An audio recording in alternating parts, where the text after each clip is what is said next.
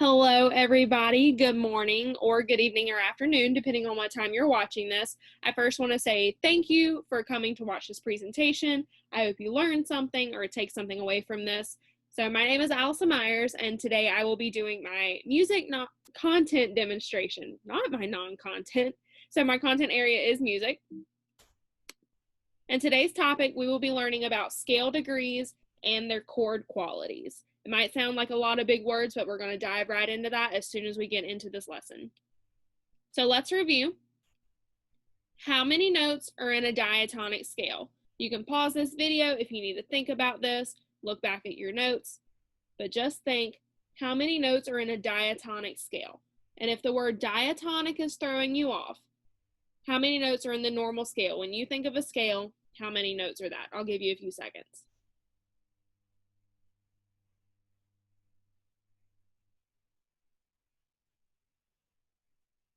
All right, so we're back together now, and let's see what our answer is. Our answer is 8. There are 8 notes in the diatonic scale. So when I tell you to play your B flat major scale, you should start on B flat and end at the B flat above that the next octave. So here's another question for you. What is the pattern for the notes of a diatonic scale? You can pause this video. I'll give you a few seconds to think about that and get your answer ready.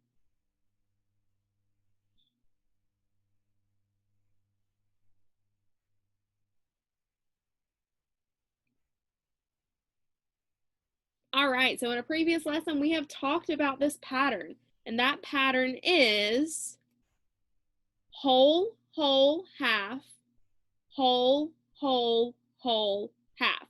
And that talks about the intervallic relationship as far as semitones go between the notes of a scale. So between notes 1 through 2, 2 to 3, so on and so forth. So you heard me mention scale degrees earlier. Now, what are the scale degrees? So every note has a corresponding number. So like you would go A is 1, B is 2, but in the notes of a scale. And that number tells us that note's particular place in line. So if you look here, we have a C major scale. Notice the C major has nothing in the key signature. So we are starting on C, which is right below the staff, ending at the C right above the octave. And under this image, you can see where it says we have your whole, whole, half, and then your whole, whole, whole, half. So there's your pattern right there of your diatonic scale. So if we look in terms of scale degrees, the numbers above line up with what scale degree that particular note is. So we have here C is 1, D is 2, E is 3, and the rest of them for the rest of the scale.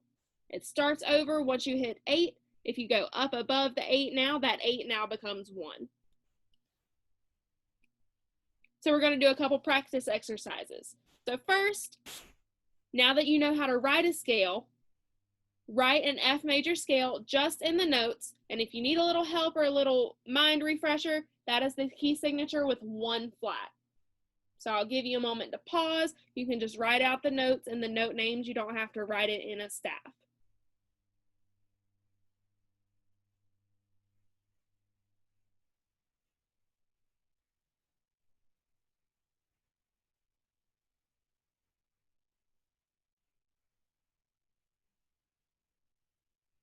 Okay, so now that you've had a moment to think about that, here is our F major scale. Are you ready?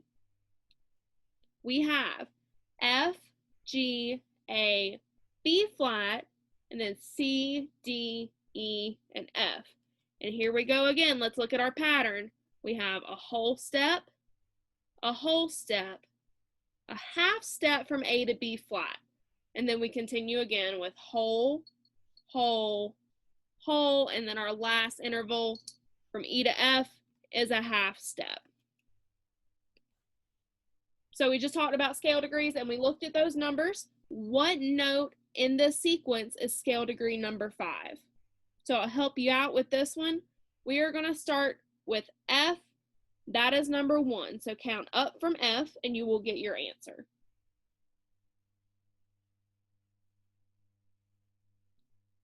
Do you have it? You think you have it right? Let's find out.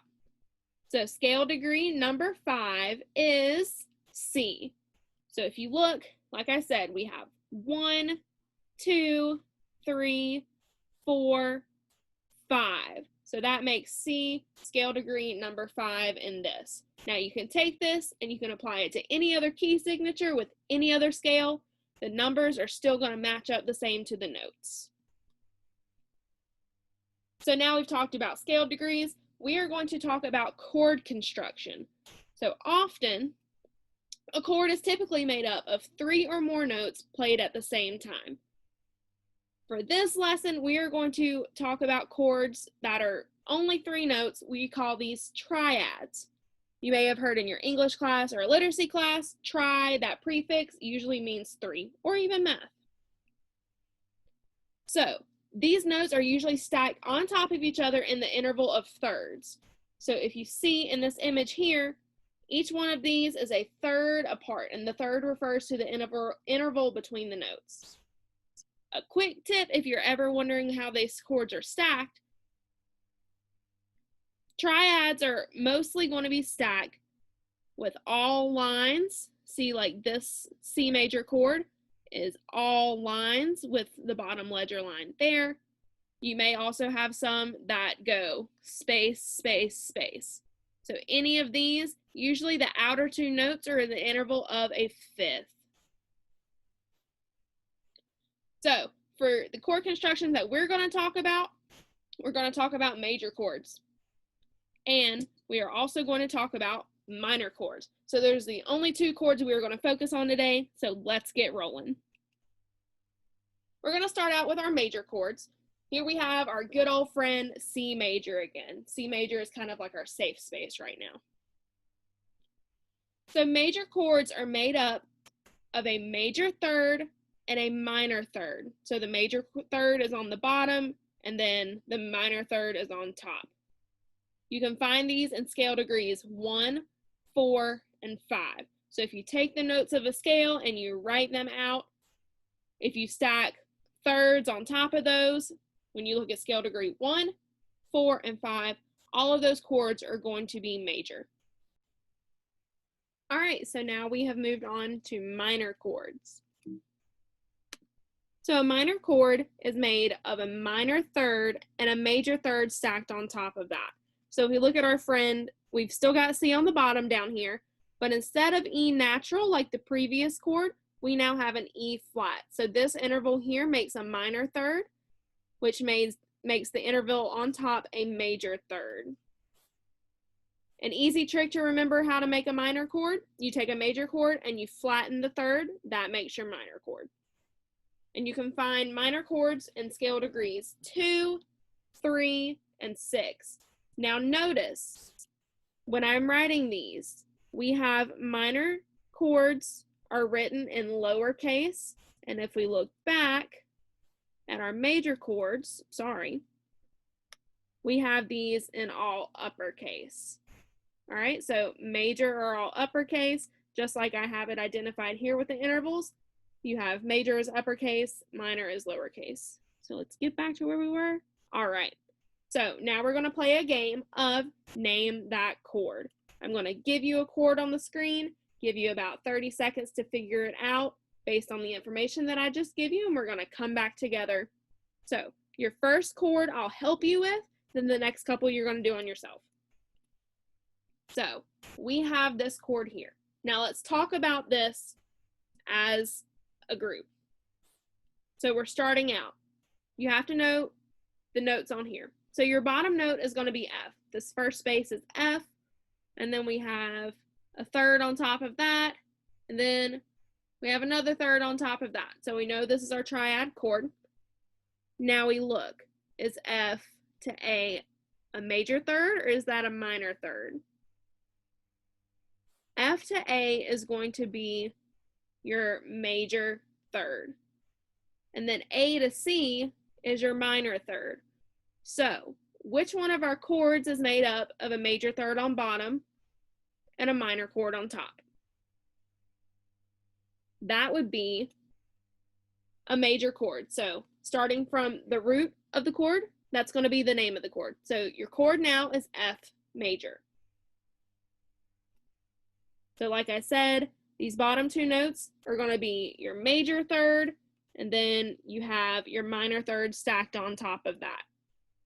All of these, as long as you remember a formula, you are going to nail it every time.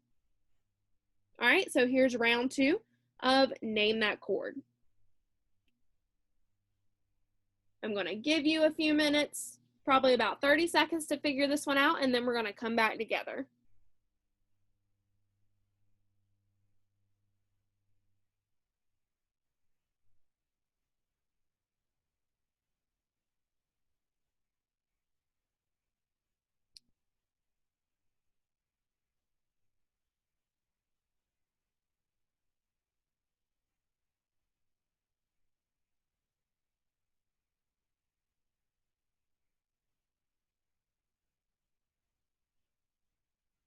All right, so now that you have had some time to think about that, let's go through this.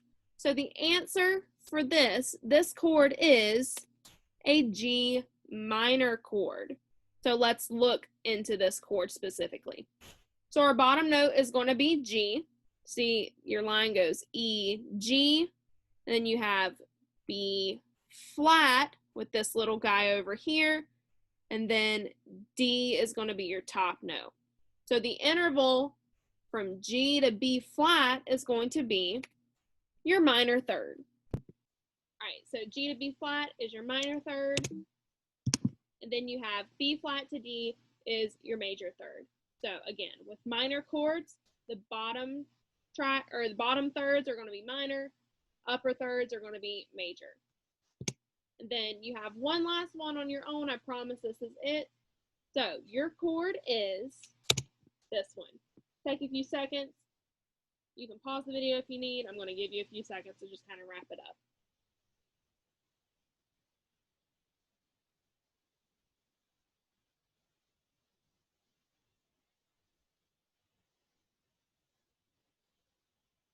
All right, so we have this last chord here, and the name of this chord is going to be an E flat major chord.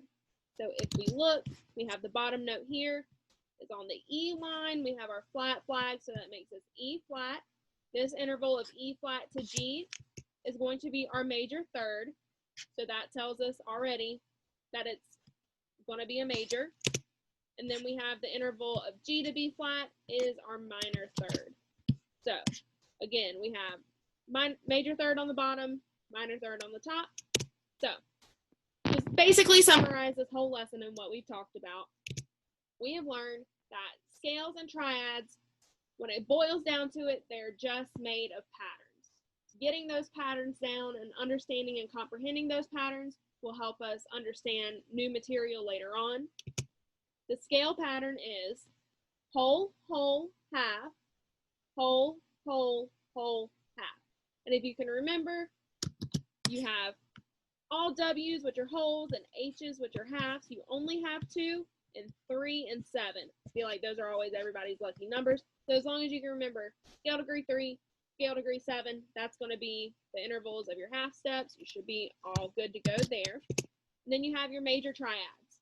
Your major triad intervals are going to be a major third on the bottom and a minor third on top, whereas your minor triads are going to be a minor third on the bottom and then a major third on top. So I hope you enjoyed this lesson again, and I hope you took something out of it.